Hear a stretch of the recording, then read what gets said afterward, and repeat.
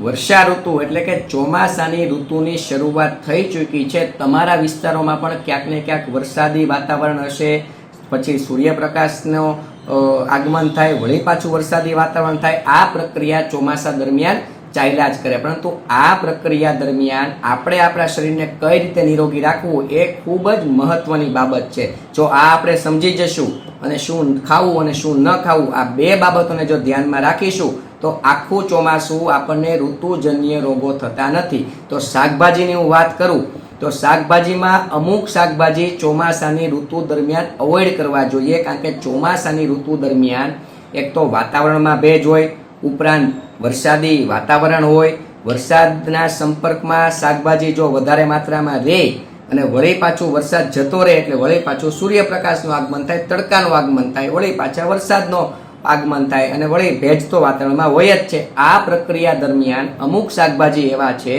કે પાણીના સંપર્કમાં, ભેજના સંપર્કમાં વધારે રહેવાથી એમાં બેક્ટેરિયા થવાના ચાન્સ વધી જાય છે, જીવાત થવાના ચાન્સ વધી જાય છે।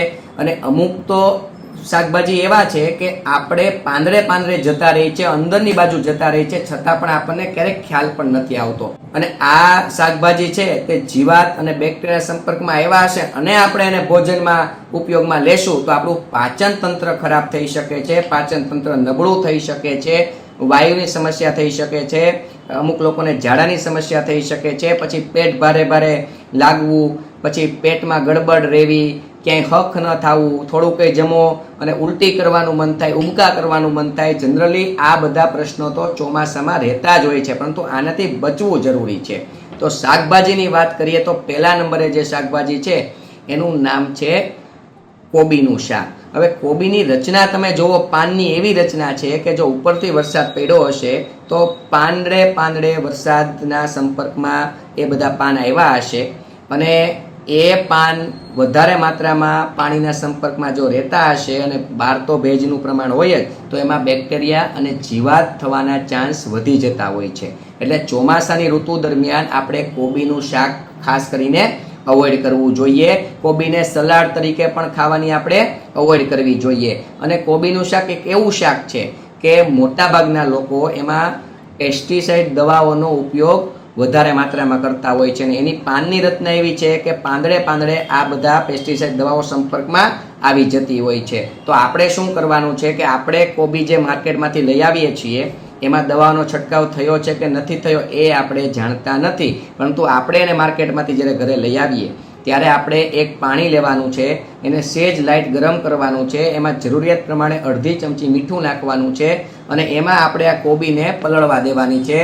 તો અમુક કલાકો સુધી તમે એને રાખી મૂકશો, ત્યારબાદ એને ઉપયોગમાં લેશો તો આપણે આપણા શરીરને નિરોગી રાખી શકીએ છીએ અને એટલું આપણું શરીર પેસ્ટિસાઇડ દવાઓના સંપર્કમાં ઓછું આવશે। એટલે આ પ્રયોગ પણ તમે કરી શકો છો। બીજા નંબરે હું તમને કોઈ શાકભાજીની વાત કરવા માંગુ તો એ શાકભાજીનું નામ છે ફ્લાવર।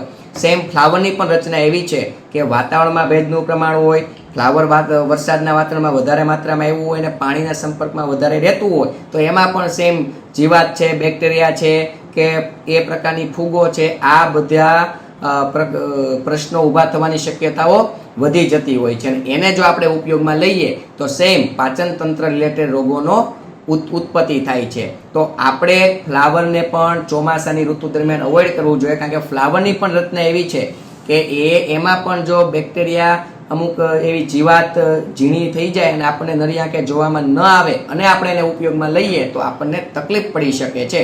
તો આપણે એને ચોમાસા ઋતુ દરમિયાન આપણે ફ્લાવરને પણ અવોઇડ કરવું જોઈએ। અને ચોમાસાની ઋતુ દરમિયાન અમુક લોકોને જો ફ્લાવર ન પચે તો વાયુની સમસ્યા ઊભી થાય છે, એટલે ખાસ અને ચોમાસા ઋતુ દરમિયાન તો વાયુના પ્રશ્ન એમ પણ હોય, એટલે આપણે ચોમાસા ઋતુ દરમિયાન ખાસ આપણે ફ્લાવરનું શાક અવોઇડ કરવું જોઈએ। ત્રીજા નંબરે હું તમને કોઈ શાકભાજી વિશે વાત કરીશ તો તે પાલકની ભાજી વિશે વાત કરીશ। પાલક તો આમ પણ તમે એને સહેજ આમ દબાવો ને તો પણ તમને હાથમાં રસ આવી જતો હોય છે, એટલે એમાં પાણીનું પ્રમાણ ઓલરેડી વધારે છે અને વાતાવરણમાં વરસાદ પડતો હોય, ભેજનું પ્રમાણ વધારે હોય તો એમાં પણ જીવાત બેક્ટેરિયા થવાની ચાન્સ વધી જતા હોય છે। એમાં મેથીની ભાજી છે, તાંદળજો છે, આ બધી ભાજીમાં સેમ ચોમાસાની ઋતુ દરમિયાન આપણે અવોઇડ કરવા જોઈએ, કારણ કે પચવામાં પણ તમને સહેજ ભારે પડી શકે છે અને ખાસ પાલક તો તમારે અવોઇડ જ કરવાની છે, કારણ કે જીવાત થવાની શક્યતાઓ વધી જતી હોય છે, એટલે આપણે પાલકને પણ અવોઇડ કરવી જોઈએ.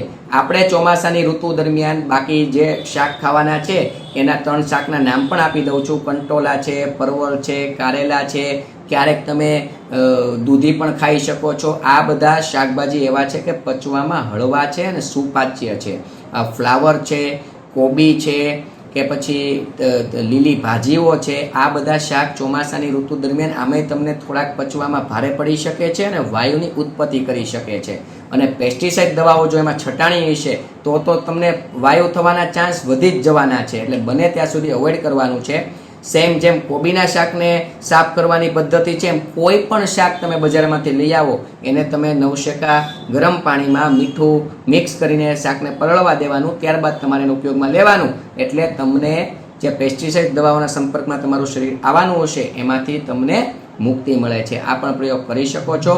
અને ખાસ કરીને ચોમાસાની ઋતુ દરમિયાન પાચન તંત્રને મજબૂત બનાવવા માટે તમારે આદુનો પ્રયોગ કરવાનો, સૂંઠનો પ્રયોગ કરવાનો, હિંગનો પ્રયોગ કરવાનો, લસણનો પ્રયોગ કરવાનો, લીંબુનો પ્રયોગ કરવાનો, અજમાનો પ્રયોગ કરવાનો, સંચળનો પ્રયોગ કરવાનો, સેંધા નમકનો પ્રયોગ કરવાનો. આ બધા દ્રવ્યો એવા છે કે જે પાચન શક્તિને મજબૂત બનાવે છે, સરળતાથી ભોજન સુપાચ્ય કરી દે છે, તે ભૂખ કરતા છે, અગ્નિદીપક છે, એટલે કે હોજરીના અગ્નિ મંદ ન પડવા દે, અને આ બધા દ્રવ્યો પાચક રસોને સક્રિય કરે છે, એટલે તમને સરળતાથી બધું સુપાચ્ય થઈ જાય અને ઋતુજન્ય રોગોથી તમને સરળતાથી બચી શકો છો. આપ સૌને મારા પ્રણામ. જય ધન્વંતરી.